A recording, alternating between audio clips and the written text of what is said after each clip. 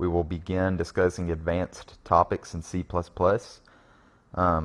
Mainly all we're going to be dealing with is functions and how to use functions. And though many people may say this isn't really an advanced topic, I do consider it as an introduction to advanced topics, because in C++ you will be using functions all the time, and they can get pretty complicated when you start throwing in templates and using, structures as a parameter and passing by pointers and returning a pointer of a pointer. So basically I consider this going to be an introduction to advanced topics, and that's all we're going to discuss. And we're basically going to discuss everything that we need to know about functions to get started and to build our hangman game. So that being said, let's get started. From the very beginning, we've always had this main function, and this whole thing right here is the main function, as we discussed. But I want to discuss the anatomy of the function, so to speak. So what is this int right here? Well, that int is the return value of the main function. And a function can either have a return value or it can not have a return value and just be void. The main function always returns an integer value. And you can see that here when it says return 0. And we can actually return whatever we want. So let me show you. For example, we could return 8 right here, and when we run this program, it'll say process returned 8. Well, that's because the main function is returning the value 8. So at that same token, let's go ahead and turn it back to 0, and let's create our own function that returns a value. So let's say we make a function, and we're going to call it, we're just going to make our first function is not going to return anything, and then we'll make a second function that does return something. So our first function is going to be void, meaning it doesn't have a return type. And to do that, you type void, and we'll call our function, you can call it anything you want, we'll call it print hello. Put the parentheses, that's where your parameters go, and we'll discuss parameters in a later tutorial. And then put your brackets. And since this is a void function, there is no need to type return and then a value. That'll actually throw an error if we do that, because the return type is void, meaning we don't need a return type. And this function right now, this code will run just as his, and that's all it does. All it does is basically return 0, because this function never gets called. But let's give this function some code to run. So we'll run cout. Actually, let me go down a line real quick. We'll say cout hello, and then end the line. But when we run the code, we still won't get hello printed on screen, and the reason why is because we have to call that function. And to call this function, you simply just type the name of the function in your main function. So you say print hello, add your parentheses, and then add your semicolon. And so the code will always start running with your main function. And it'll say, so it'll come here, and the first thing this code does is look up the print hello function, go to it, and run the code in this, and then it's going to return void, so it'll return back to the main function, and then it'll say process returned 0, because then it'll run this code. And when we run it, that's what we get. We get the word hello, and then process returns 0. This is back in the main function. So let's make one more function. Let's make one that returns a number. So we're going to call it int, or let's say double get age, and we'll say it returns the age. We can actually say, we can do one thing. We can say return age, which we could say is 23. Or what we're going to do, we're going to declare a variable. We're going to say double age equals 23.0. We'll add a semicolon, and then we'll say return age. Okay?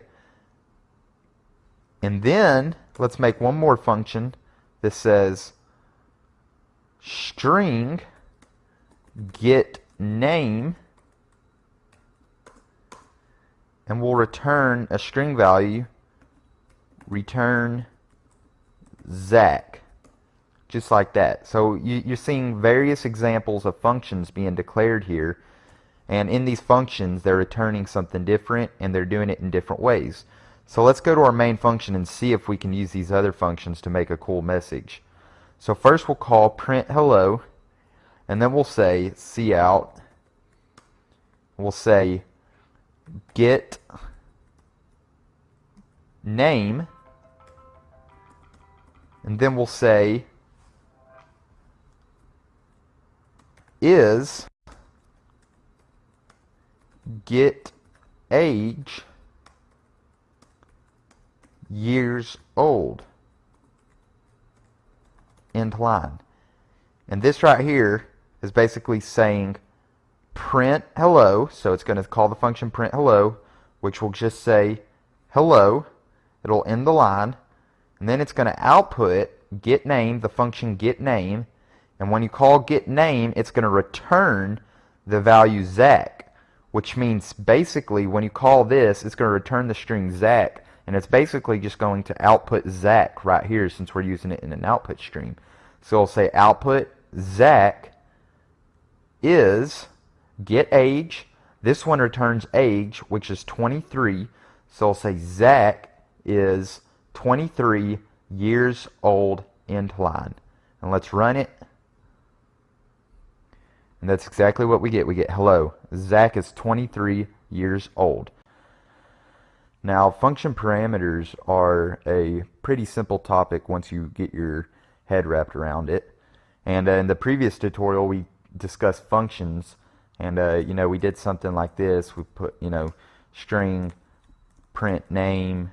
And basically, we would just say, string name equals Zach, and then we would say return name, and then down here we did something like cout print name, and when we ran it we got the name Zach to appear in the console. Well, with parameters you can specify in the main function a value that you want to pass to the function that you're calling. So meaning basically if we go up here, if we want to return a name that or any name specified, then we can add a parameter right here that says, data type string, because the name is probably going to be a string, and we'll call it name. Okay, and then this function will return the parameter name that is passed to it. So here, if we say cout print name, we have to pass it a parameter, a string value. We can call it Jim, and when we run this, it will print the name Jim, because Jim is being passed as name into this function, and it's returning the name, which is Jim. And as I said, we can change this to Sam, and then Sam will be printed, just like that. And just to kind of show you, you can pass in multiple parameters. So we could pass in int age, and if we just ran this as it is, we would get an error because we have to pass in another value. So we'll pass in 17, and then it will run. Obviously, it's still just going to print Sam because we aren't doing anything with age. But I just kind of wanted to show y'all an introduction on parameters and how to use them in functions. So, maybe let me do one more example before we move on, because I want to kind of give you a little bit more insight on how to use these. So we're going to say right here, we'll say string print name, and it will pass in a name. And then let's make another one called int age. We'll pass in, or we'll call it get age, and we'll pass in a double. We'll just call it X. We won't call it age, just to show you, that this is user defined. You can call it whatever you want, and we'll return X. Okay, and then here, what we will do, we will say, cout, enter a name. Let's give us let's say string name, and then double age. We'll say enter a name, and then we'll say cn name, and then cout. Give it a couple of new lines with our new formatting characters that we learned. We'll say enter a age enter in age, cin age, and then we'll say cout, give it a couple of lines. We'll say your name is, we'll say get name. Is that what we called it? What did we call it? We called print name. Okay, so we'll say print name. We'll pass in name that we got from the keyboard input, and then we'll say, we'll go down here just to show you that you can do this in code blocks. This is all going to be seen as one line of code, even though it's on two different lines.